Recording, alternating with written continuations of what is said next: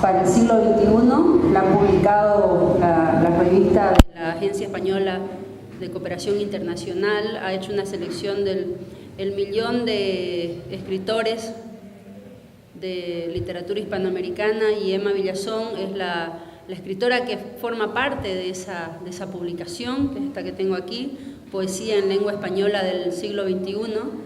Y para mí, como amiga, como colega de Emma, es un orgullo, una alegría y siento mucha gratitud con el señor Rubén, la señora Emma, sus hermanos, su familia, porque nos consideran a Fernando, a mí, amigos de estos caminos de literatura, de estos caminos a veces muy pedregosos que existen en nuestra ciudad para andar y crear. Es una alegría para nosotros hablar de la obra de Emma y de cómo está sonando su obra en el mundo.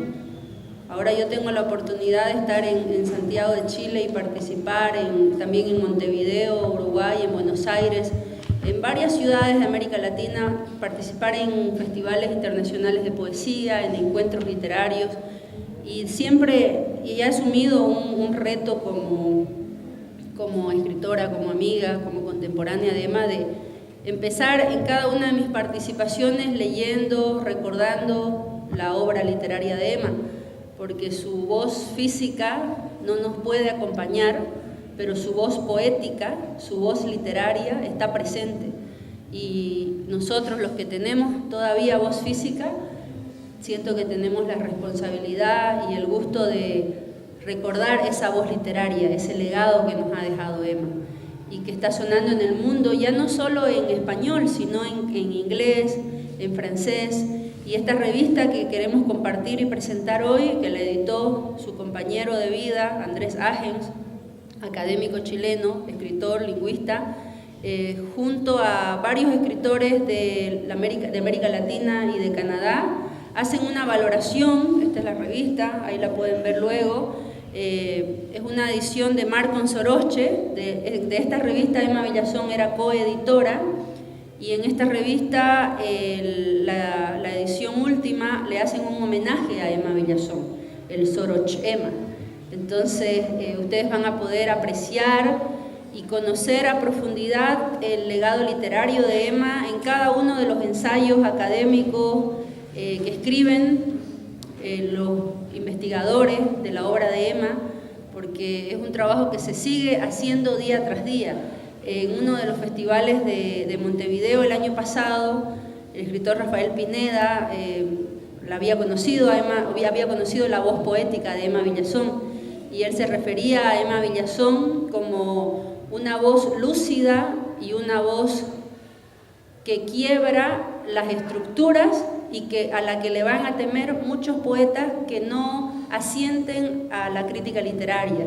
Rafael Pineda, escritor, además diplomático de la República Dominicana y escritor uruguayo, residente en Uruguay, hacía referencia al trabajo de Emma en ese sentido. Entonces, porque él leía mucho sus aportes académicos, porque Emma no solo escribía poesía, hacía mucha investigación, y esa investigación que ella hacía lo que buscaba era generar un proceso de valoración de la obra literaria desde la crítica literaria. Y muchas veces su crítica era leída como algo con poco agrado. Entonces Rafael Pineda, este escritor, decía que los que lograran escucharla harían florecer su literatura, y los que no seguirían en su círculo. Entonces, en el trabajo de Marcon Soroche, en esta edición, ustedes van a poder encontrar varios textiles, varios tejidos, desde la palabra, desde el lenguaje, de escritores como C. Mendizábal, Elvira Hernández, Premio Nacional de Literatura en Chile, una gran poeta, Pamela Romano, Vilma Tapia, Marcela Rivera, Guillermo Daguero, Pablo Yarzún, académico de la universidad donde Emma cursaba el doctorado en Santiago de Chile, Andrea Jeftanovic, escritora chilena, Serafín Alfsen, Giovanna Rivero, Paula Sencebe, Marcelo Villena, Erin Moore de Canadá, lingüista canadiense que está estudiando la obra de Emma Villazón y está traduciendo los poemas de Emma Villazón porque ella considera en el texto que escribe aquí en Marco Soroche, en esta edición que estamos compartiéndoles hoy, Erin Moore es uno de los artículos académicos que más me llamó la atención, porque ella desde su mirada anglosajona canadiense está haciendo un ejercicio de traducir a Emma al inglés y al francés. Y en ese ejercicio ella hace una serie de descripciones desde la lingüística, pero sobre todo trata de generar estos procesos de la interpretación, y hace referencias y hace links, intertextualidades con autores como filósofos además, ¿no? Filósofos como Ricord, que abordan el tema de los conflictos de la interpretación, porque traducir es generar un proceso de interpretación de la obra del autor. Entonces, y Emma reflexionaba mucho sobre eso. A Emma le agradaba mucho generar procesos de traducción. Ella decía, vamos a hacer un ejercicio de traducción del español al español, decía, porque la poesía es un proceso de interpretación y traducción. El poema que se le entrega a una persona, lo leen 100 personas y cada persona va a tener una traducción distinta de ese poema. Entonces, el planteamiento, digamos, el abordaje, la búsqueda literaria, la inquietud académica de Emma, y ustedes lo pueden apreciar además en su segundo poemario publicado por Editorial La Hoguera, El Lumbre de Ciervos, en el poema Parlamento, por ejemplo, o en el poema de La Lumbre del Ciervo, en varios de sus poemas, Deslumbre Migratorio, que me encanta ese poema, ¿no? El poema donde ella habla y lo dedica a Tarkovsky, un cineasta ruso. Entonces ella hacía muchos ejercicios de traducir la imagen, traducir la imagen de una película, la fotografía, traducir el español al español de acuerdo al mundo intracultural de su lector. Es decir, Emma nos desafió a los amigos, a los lectores.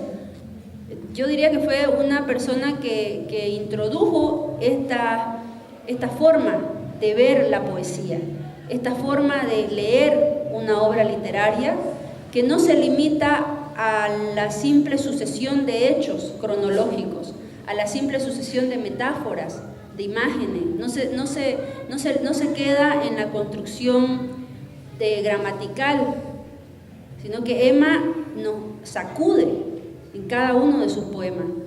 Su vida nos sacudió a todos. Hasta ahora nos sacude la vida de Emma. Leerla a Emma, leer su poema, releerla, es eso. Es encontrar y reencontrarse con los más de 1000 sentidos que pueden haber en un verso, en una imagen, en una figura literaria. En poemas como a los que me voy a referir ahora, y luego vamos a estar dialogando aquí con Fernando Figueroa, amigo, gestor cultural, de Emma Villazón, del mismo grupo de los que desandábamos esta tierra y lo seguimos haciendo.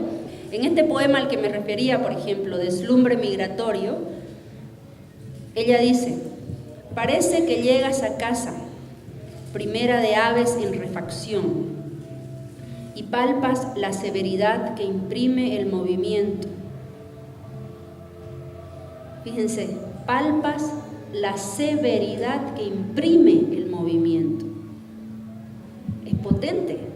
En un solo verso, Emma nos arroja una historia completa, nos arroja una reflexión filosófica, nos adentra en nuestro propio entramado intracultural. A Emma le interesaba mucho este abordaje y esta exploración del individuo hacia sí mismo, porque su poesía era eso, era un permanente proceso de descubrirse a través de ese lenguaje que a ella no le alcanzaba. Y ella lo dice, aquí yo estoy usando una palabra de una expresión de Emma. Ella dice en la entrevista que le hacen en ATV en La Paz, cuando estuvo el 2015 en la Feria Internacional del Libro, que la invitó a la Feria de La Paz para que exponga sus investigaciones académicas en torno a la literatura, le preguntan, ¿por qué usted elige la poesía como género para escribir? Y ella dice, porque otros géneros no me alcanzan para decir lo que tengo que decir. Revisen esa entrevista, búsquenla en YouTube Ponen Emma Villazón, entrevista ATV 2015, Feria del Libro de la Paz, en Google, y ahí les va a salir en YouTube la entrevista. No le alcanza otro género. ¿Por qué? Porque como nos está dejando la prueba es su legado poético, su legado literario. Ella nos dice la severidad que imprime el movimiento. El movimiento puede ser el tiempo, 1000 interpretaciones, estas son las mías. Estas son las que yo he podido conversar con estudiantes, con los que tuve la alegría de trabajar la obra de Emma cuando me ha tocado tener el rol de profesora de literatura. Y cada estudiante interpreta de maneras distintas las imágenes, las figuras literarias que Emma nos propone en su obra. Luego ella dice, de cerca los cambios murmuran en ropa tendida, sobre arbustos de niñez reseca. Abajo los personajes exigen, gotean. Los personajes exigen, gotean. Parece que en el living una columna crece en verbos. Imagínense una columna que crece en verbos. Leer la Emma es como ver una película de Tarkovsky, es como ver una película de Giuseppe Tornatore, que eran además directores de cine que a Emma les gustaba mucho. ¿Por qué? Porque ella nos propone una infinidad de imágenes. En un poema de Emma podemos encontrar una novela contada a través de las figuras literarias que nos propone. Y para ejercicios de escritura creativa son disparadores potentes. Nos acordamos la otra vez con Jessica Freudenthal, amiga también de Emma, escritora, poeta de La Paz, cuando hacíamos los ejercicios de los puentes de palabras para hacer que los chicos de las bibliotecas y de las diferentes actividades que hacíamos como colectivo LEE, del cual Emma era parte también, porque Emma, además de escribir, se daba tiempo para dar talleres de lectura, de literatura, para hacer aporte a la cultura y a las nuevas generaciones, al desarrollo humano. Entonces con Jessica proponíamos las figuras literarias de Emma en los puentes de palabras, en los rompecabezas poéticos que proponíamos como didáctica a los chicos, y salen unos textos maravillosos, y son textos son de otro mundo. ¿Por qué? Porque Emma descoloca completamente la estructura del idioma y hace que se entable un diálogo con el idioma anímico del individuo. Emma nos aproxima a la lingüística y a la gramática del alma del ser humano. Para ella no era suficiente ni siquiera la gramática. Y por eso también cuando estuvo estudiando el curso y se fue a vivir a San Ignacio de Mojos, además, para hacer los estudios de la lengua mojeño-trinitaria, hizo un trabajo y un aporte valiosísimo que ustedes lo pueden encontrar en la biblioteca de la carrera de Filología Hispánica. Lo dejó ahí con la profesora María Pía Franco. Hizo un aporte muy valioso de interpretación de las transformaciones de la lengua mojeño-ignaciana. Es decir, Emma miraba aquello que para muchos no era importante. ¿Y qué es pues una lengua? ¿Qué es una lengua? ¿Qué es un idioma? Es la persona. Porque el idioma que se extingue, ¿qué se extingue cuando se extingue un idioma? Se extingue toda la memoria histórica, se extingue toda la huella. ¿Qué es lo que nos hace diferentes a otras especies? La palabra, el idioma. Y Emma reflexionaba profundamente sobre ese punto que hace que nosotros, seres humanos, e incluso se atrevía a jugar un poco cuando decía que a ratos me canso de explorar el idioma humano y creo que voy a empezar a explorar el idioma de las plantas, porque con las plantas no tengo tanto conflicto. Las plantas no se ofenden si yo les hago una crítica, así como bromeando. Y tenía razón de alguna manera. Entonces estas búsquedas, fíjense, he empezado haciendo un abordaje desde la obra poética, desde la presencia de Emma ahora en el mundo, y ella va a seguir presente, va a seguir viva, porque su legado es universal. Son afirmaciones las que hago. no son preguntas que me hago, son afirmaciones porque las estoy viendo. Marcon Soroche en esta edición es eso, es una prueba de que su obra está siendo leída en el mundo, está siendo traducida, y ese proceso de estudiarla y leerla es en el que yo nos invito a todos nosotros. Nos invito a que tengamos sus libros, hay publicaciones de ella en la editorial 3600, que son las publicaciones que se hicieron cuando su cuerpo dejó de estar con nosotros, y hay publicaciones suyas también en el grupo editorial La Hoguera. La editorial Das Capital de Santiago de Chile también la ha publicado. Está en varias bibliotecas donde he podido visitar, bibliotecas de las comunas de Santiago de Chile. Está presente la obra de Emma en esas bibliotecas, en esos estantes, en las editoriales. Y ahora en esta edición de Marcon Soroche está presente en esta publicación donde estoy leyendo el poema de la Agencia Española de Cooperación Internacional. En esta edición que yo tengo aquí hay una colección de poesía del siglo XXI escrita por más de 50 países. Y de Bolivia está Emma Villazón. Entonces es una caricia, un abrazo, un beso leer la obra de Emma en colecciones de este vuelo. Colecciones de este vuelo, que acompañan el vuelo de Emma. Luego en otro párrafo, Emma dice: como ante la vista del valle, hazte la idea, los lugares se superponen, se vive más o menos entre roces, a un cáliz, a una camilla, partiendo, volviendo, escindida, sin retorno. En el inicio no hay más que había una vez, demasiado viscoso. Y un velo dorado cubre la tarde que comienza de noche. Fíjense esos juegos, esas contradicciones filosóficas, tautológicas que nos proponen.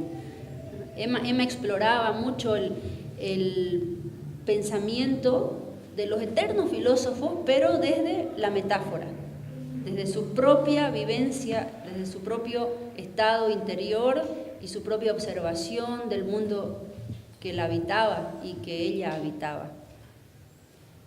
Y eso sigue crujiendo también, temerario, mezquino, sin salir en flor, golpeando duro entre maderas y noticieros. Aquí, por ejemplo, había en un conversatorio que hubo en uno de los festivales, allá en Santiago, hacían referencia también al abordaje de temáticas de corte político, social, de Emma en su poesía. Entonces, en su poesía ella no solo exploraba la vivencia personal, los amores y desamores, ella también estaba haciendo una exploración de lo que está pasando a nivel político, a nivel social. En Lumbre de Ciervos nos propone en Temporarias, la obra de Temporarias es esencialmente una obra de profunda reflexión y crítica política, social, mundial. Cada una de las metáforas y todo ese proceso de construcción con figuras literarias, impresionistas, expresionistas, que Emma propone, abordan una presencia de la mirada de Emma sobre lo que está pasando en el mundo, sobre lo que está pasando en las estructuras políticas. Porque Emma decía, y coincidía con Fernando Pessoa mucho en eso, de que la política, las decisiones políticas de un pueblo están muy de la mano con las decisiones gramaticales, decía ella. La estructura, ¿qué es la gramática? Es una estructura, es un sistema para comunicarnos. ¿Y qué es la política? También una estructura, un sistema. Y en el poemario Temporarias ella reflexiona mucho sobre esta relación que hay, este diálogo entre la lingüística, los idiomas, la intraculturalidad desde la poesía, y ese diálogo que es esencial establecer con la estructura política. Ella decía que los problemas y los conflictos políticos se generan sobre todo porque los políticos no conocen muy bien su gramática. Entonces, y tiene sentido. Tiene sentido porque cuando entendemos bien no solo la gramática como estructura dada para comunicarnos desde afuera, sino como estructura para comunicarnos con nosotros mismos. Y en su poesía ella explora, ella quiere romper esas reglas, explora lo surreal y quiere romper con la puntuación, pero para hacerlo hay que conocer primero esas reglas. También era abogada, no lo olvidemos, entonces las reglas en la gramática y las reglas en el derecho, ¿no? Entonces ella exploraba y en ningún momento se deshace de sus estudios y todo lo que aprendió en el ámbito del derecho, de la abogacía, en los estudios que hizo, lo asociaba, tenía esa necesidad de conectar, de hacer esos links entre diferentes disciplinas, entre diferentes áreas, entre diferentes ámbitos de la vida. No se quedaba ella quieta, no le bastaba un idioma, exploraba otros, quebraba su propio idioma. Y para ir cerrando me voy a referir y darle la palabra a Fernando, y luego ustedes si quieren pueden conversar también sobre los libros, sobre la obra de Emma, los que la hayan conocido, los que quieran leerla, porque este momento es para eso, para conversar sobre este legado cultural, este bien cultural que Emma nos dejó a todos como sociedad. Y yo creo que ella está muy feliz, porque imagínense, ella se dedicaba todo el día, toda su vida a crear con la palabra, con el lenguaje, con los idiomas. Y toda persona que crea algo, de cualquier oficio que sea, se alegra mucho cuando el mundo aprecia y observa y disfruta su creación. Entonces yo siento que la mejor forma de agradecerle a Emma, y nos invito a todos, de agradecerle a Emma por su legado y por su dedicación, es leyéndola en silencio, pero sobre todo en voz alta. Y voy a seguir. Apuntes con la fiebre. Ya baila noviembre, el calor despabila a la ventana enmohecida en invierno. Su olor remueve las alas maltratadas por el frío de la acumulación y la constancia, o por ese falso sueño de entregarse a la digna, dicen, venta de la fuerza, que al final resulta en ofrenda de la savia. Ya canta noviembre, ya corre y ya se sube al pecho y no despunta la cara. Caras de anchoas, zanahorias y zapallos son los personajes trabajados por jornada, nutridos por el zumo de vidrieras en fila, entre ellos una murmura inquieta sin nombre, aplastada, y bien, seré la cazadora de latidos, una mosca que ronde por sudores como estrellas opacas, seré la cazadora de latidos. Hermosa imagen, cazar latidos. ¿Cómo será, no? Cazar latidos. Tenía una cuadrícula de axel o un zorro en la cabeza, actuaba como magnolia fina, pero no podía ser. Era la supervisora flaca y de rizos oscuros, era ella quien paría un equipo y lo amamantaba ejecutivamente. A cada nuevo soplo del proyecto era ella muy eficiente en su habla de seda roja, quien devoraba empleados sin dejar ni las migajas. Aquí hay una crítica profunda al obrero, al trabajador, en este poema. En cada nuevo soplo del proyecto era ella muy eficiente en su habla de seda roja. Además hay mucha ironía en ese proceso. Quien devoraba empleados sin dejar ni las migajas. Hay una crítica profunda a la explotación.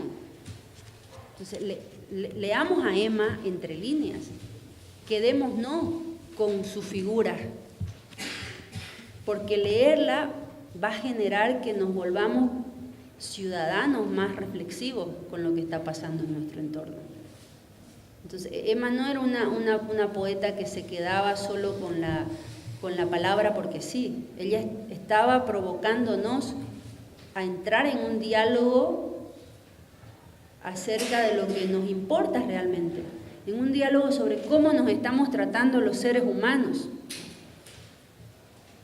en ese afán donde esta persona que ella describe, que puede ser cualquier jefe, cualquier jefa, que devora empleados y jornadas y no deja ni las migajas para el mismo empleado, ella está haciendo una crítica profunda, pero no desde la consigna ni desde la violencia.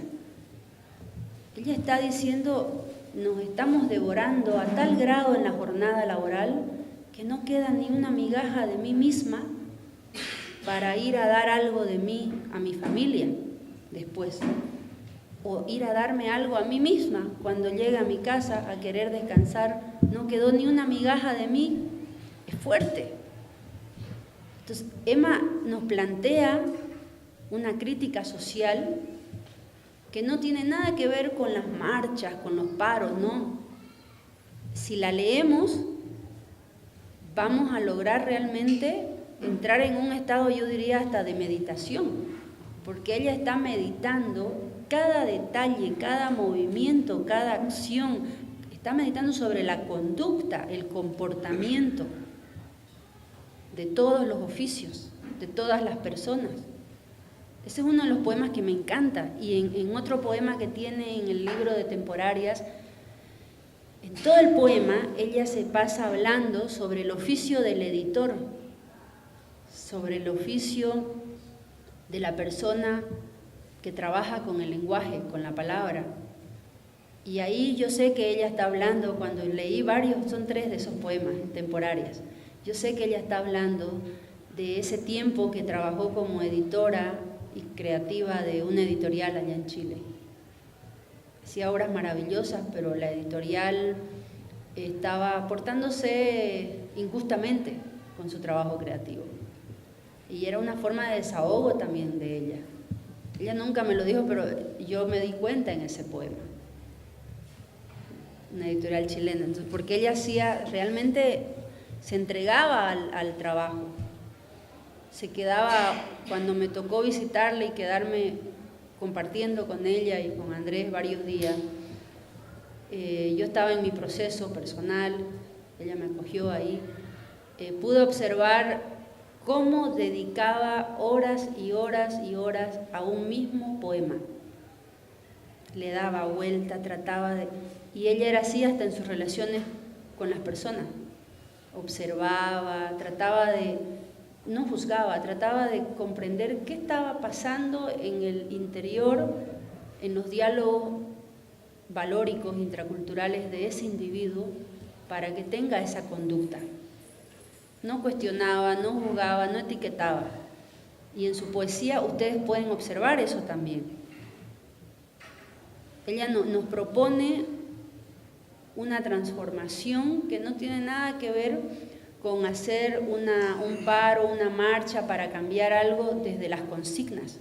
Su propuesta y su crítica política en la poesía es: cambiemos nuestra conducta. O por lo menos ya no la cambiemos, pero ¿nos daremos cuenta de lo que estamos haciendo? A ver, miremos qué está pasando aquí. Y describía cosas que generalmente no describimos ni miramos en el día a día, ni nos enteramos. Pasamos por alto, nos morimos y no sabemos lo que hicimos con el otro en la jornada de trabajo, ni nos enteramos. Y ella hace esa crítica profunda. Y aquí dice: el día canalla querría cerrar sus párpados con ella. Seguimos con la crítica social de la conducta. Su mano ya se doblegaba al puño fijo, a la mandíbula tensa, a la tarea muy bien calificada. Ella creía haber enmudecido la contingencia. La contingencia, porque trabajar en una editorial, en estos países hay contingencias que resolver cada día. Y son contingencias que exigen templanza. Y es una virtud que amar. Resolver las contingencias lingüísticas con un párrafo, con una puntuación en esos textos que tienen que salir, ya es más o menos como el trabajo periodístico. Lo veo a Miguel Ángel y pienso en eso. Y Emma aborda esas críticas desde la simple propuesta literaria. ¿Para qué? Y nos sacude, porque hay crítica fina ahí, en cada una de las líneas. Y sigue diciendo Emma, ella creía haber enmudecido la contingencia. Imagínense, enmudecer la contingencia. No abrazaban, que el aire no invitaba al juego, que no cargábamos con palabras como franqueza, océano, belleza. Es decir, ese día, esa contingencia, esa jornada laboral, por eso titula el poemario Temporarias además. Esa jornada laboral no tenía franqueza, porque una palabra es una emoción, hay una carga intracultural, intercultural, sígnica. Y ella decía, aquí en esta contingencia enmudecida no logro encontrar ni la franqueza ni la belleza. Estaba sufriendo la jornada, o no la de ella, sino la de la que observaba, porque tenía una sensibilidad tal que podía sentir lo que sentía el otro, y escribía sobre eso. Con los perros echados en la alfombra, no le decían mirándola astro ni puente. Ella creía haber enmudecido la contingencia, pero nuestras espaldas, la de ella, la mía y la de los otros, seguían trabajando el fuego de la memoria de cada día, racimos de debacles y elevaciones. De Emma Villazón.